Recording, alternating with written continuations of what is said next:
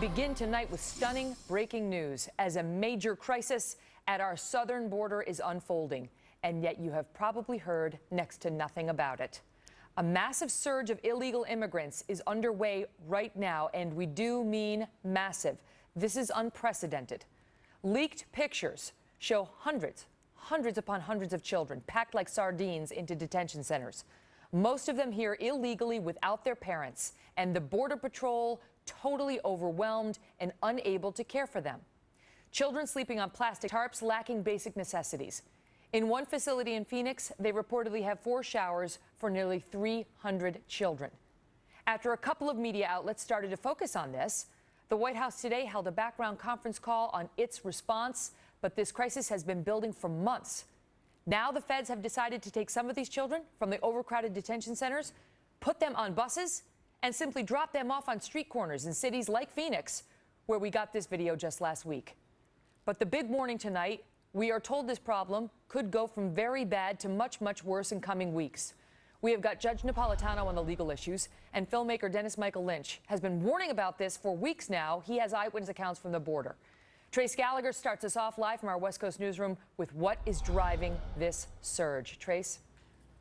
And Megan, we have heard for months that people are fleeing Central America to escape the growing gang violence, but the Guatemala ambassador to the U.S. says that's not true. He says they're coming to America for 2 reasons. 1, to meet up with family already here, and 2, because smugglers guarantee to get them into the U.S. In fact, many illegal immigrants who arrive here believe the U.S. has a catch and release policy. If they cross the border, they can stay. And look at the increase. 6,500 unaccompanied kids crossed the border back in 2011. This year, it's estimated to be 90,000. Next year, 147,000. Military bases in Texas, California, and Oklahoma are now being used to house them. And look at the pictures leaked by Border Patrol agents showing children crowded into chain-link holding centers. Food, beds, and showers in very short supply. Listen to a volunteer. Just imagining being in their shoes, it's really sad. They have terrified faces. They don't really want to speak because they're scared. Then there's the 1,000-mile-plus journey to get here, riding in the trunks of vehicles, the backs of trailers, or on La Bestia, the beast, a so-called death train where children often fall off or become victims of crime. Unlike Mexican citizens, illegal immigrants from Central America can't just be sent home. They're turned over to Health and Human Services, who release them to family or friends. They're supposed to go through immigration courts, but the vast majority never do. And each day, hundreds of illegal immigrants are dropped off at bus stations in Tucson and Phoenix. Arizona Governor Jan Brewer says, quoting here, "I'm disturbed and outraged that President Obama's administration continues to implement this dangerous and inhumane policy." President Obama has yet to respond to Governor Brewer, but the president has asked for an additional $1.4 billion to handle the wave of illegal immigrants. Critics say they want more security at the border, Megan, but it's very difficult when Border Patrol agents spend most of their time processing undocumented children. Megan. This is unbelievable. Trace, thank you. For more now on this crisis at the border, Judge Andrew Napolitano is our Fox News senior judicial analyst. He's here with a look at the legal ramifications of this. And Dennis Michael Lynch is here. He's a documentary filmmaker who's heading down to this area tomorrow and has made 2 films about this issue. We begin with the judge. This is incredible and so undercovered. You saw the numbers. Last year we had 6,500 children coming to this country illegally. This year they're projecting 90,000 is the projection by our government officials. They're saying it could be as high as 150,000 children who are going to come across that southern border this year alone illegally. We can't handle them. And the question is, why? Suddenly, why? Well, I don't know why, but I know how. Remember when the president boasted he has a telephone and he has a pen and he knows how to use them? He could stop all of this with a telephone and a pen.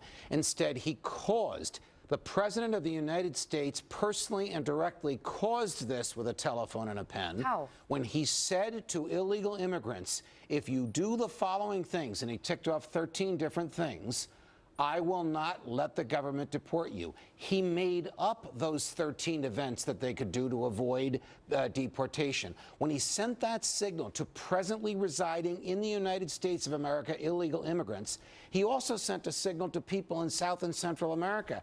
Send your children here and they won't get deported. And then you'll have an excuse to come here to be with your children and you won't get deported.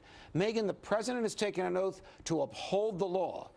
He has some leeway in enforcing the law, but when he does, when what he does prevents the law from being enforced, when he does the opposite of what the law says, he's not doing his duty. They say that in 2012, President Obama issued this directive called Deferred Action for Childhood Arrivals. Right. It allows illegal immigrant children who come to America to defer their deportations. But that will only apply to children who were here as of 2007. Apparently, these children didn't read the law, Judge. Apparently, the administration wants to blame them for not understanding that policy. The administration ought to know that no one watching this television show now, and you're the only one breaking this, will believe that it is the fault of these children.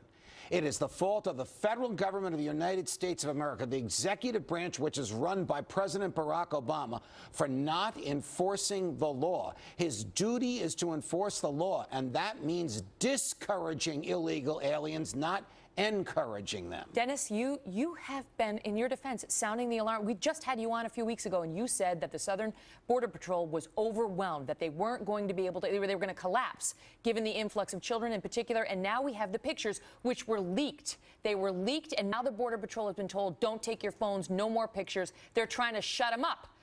You've been raising the flag on this, and now we see the evidence is as bad as you warned. It's about to get worse.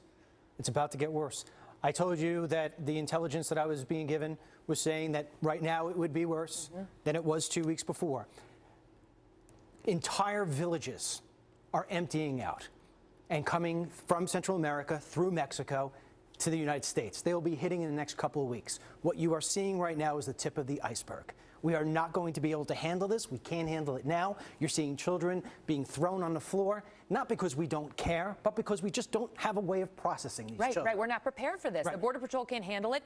What I said in the introduction is true. They're literally putting them on buses and sending them to Phoenix and then saying, just get off at the Greyhound, and hopefully you'll report back in 2 weeks with ICE. Now, what the judge said is correct. The fact that these people are coming over saying, hey, America wants us. We're allowed to stay, and there's programs that are going to allow us to stay.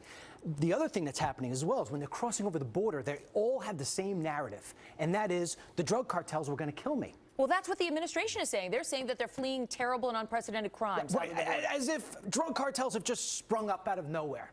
Please, it's not the case. I've been saying it for years, not just on your show. This is the #1 issue facing our country, because in 3 or 4 months from now, these kids are all going to be going to school. And it costs 50% more to educate these children than it does mine or yours. Already the administration is asking for upward of $2 billion, $2 million just in legal fees, right? But $2 billion total to handle this situation. And the question is, Judge, now does this come back politically in a year where the president in late May just deferred more executive action, delaying deportations because he was under political pressure not to do it from Republicans, and they're trying to get illegal or immigration reform through? This won't help the case. No, not at all. This may energize the president's base for the November elections, but this will totally alienate independents and middle Americans who will have to pay for this. And I'm glad you mentioned legal fees. The government provides food, shelter, clothing, health care, education, and free lawyers to these kids. This is the same government that dumps them on a street corner.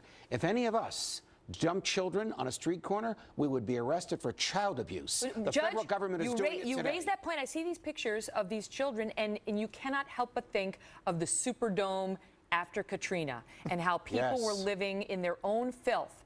And there are real risks politically, obviously, to the administration here, but there are health risks right now that we don't seem adequately equipped to handle. Let me go back to what I had said. These kids are going to start going to school. When they come over the border and they're in these detention centers and then put on the bus, nobody's checking them for diseases. These people are coming. They say they are checking. They're trying to get vaccinations up to date with these children. It's one of the reasons why it's such slow going, and FEMA's in charge. Oh, Megan.